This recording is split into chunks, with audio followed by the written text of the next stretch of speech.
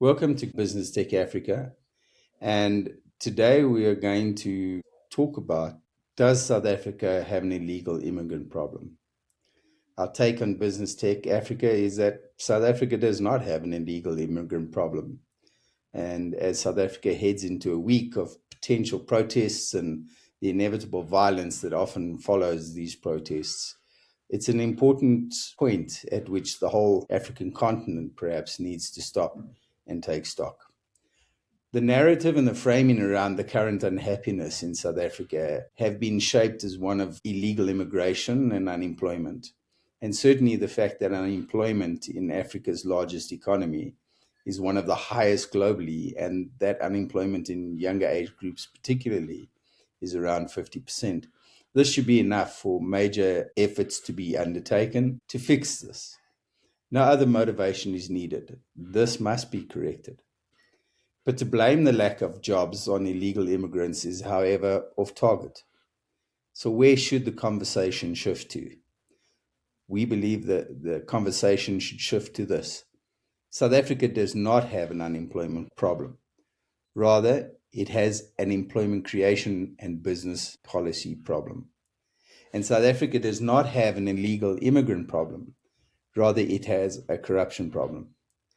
This shift in narrative is as important as dealing with the core issues. Without this, the negative momentum will not change and the unemployment situation will only grow. And why does South Africa need a new narrative? Well, South Africa has only achieved an average growth rate in its economy over the last few years of around 1%, despite massive amounts of additional debt and capital being deployed by the government. The failure of such vast amounts to stimulate growth and to create more jobs should be the big conversations being held by concerned citizens rather than conversations around illegal immigration. Capital needs to be used effectively to create the infrastructure and the systems that should make it easier for businesses to start, thrive, and grow. There are big opportunities today. We've got the African Free Trade Agreement starting to create impact across the continent. But without proper use of capital to support this, the country will miss the opportunity to build more employment around the whole process. Government do not have the capacity and the expertise to build businesses or to create jobs. The entrepreneurs and small business owners are those who can and who can help accelerate job creation and the growth of the economy, which in turn provides a wider base of taxpayers that will help the country grow further if used wisely. These are the people who should also be supported with better policies by government.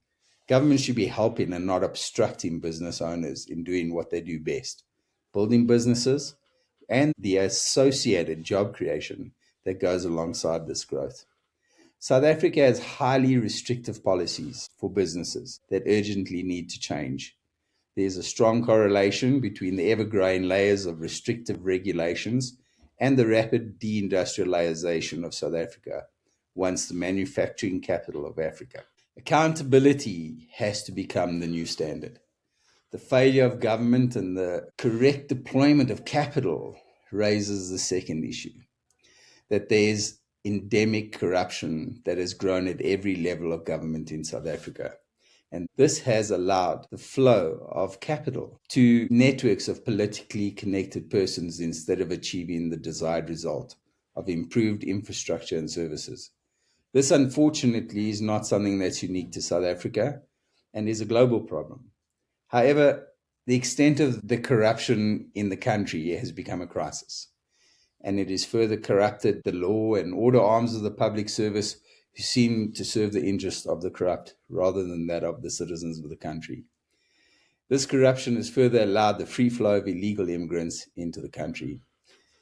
Importantly, though, this is also where the citizens of South Africa need to start holding themselves accountable.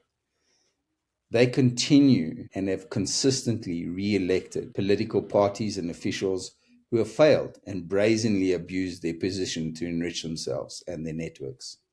Additionally, it is these parties who have created an environment where every level of government has embedded corruption and the environment of unaccountability with no consequences for failures. Unless ethical behavior and efficient and effective delivery becomes the currency that decides if a political party or official is re-elected or keep their job, the current cesspool of politics and authorities will not change. When consecutive presidents can effectively bend the rules to evade prosecution of alleged criminal behavior, the country must respond and correct the course, or future presidents and others in position of power and others in authority will continue to behave in the same corrupt manner. We need to have citizenship with purpose and accountability. It is the citizens of South Africa themselves who must first hold themselves accountable for the ongoing failures of government. And then they all need to raise their hands. It is time for society to stand up and say that we're not compromising on ethical standards anymore.